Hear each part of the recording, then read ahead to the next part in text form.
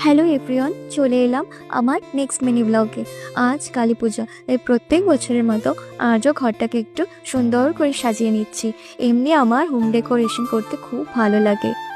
এই টুকটাক একটু রঙ্গোলি করছি, নিজের ঘরকে নিজের মতন করে সাজিয়ে তুলছি। তারপর সন্ধে হয়ে গেলে প্রদীপগুলো জ্বালিয়ে নিলাম। এইবার দেখো তো আমার ঘরটাকে কীরকম লাগছে।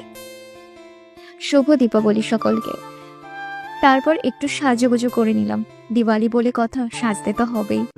তারপর অনেক বাজি ফাটালাম, অনেক মজা করলাম।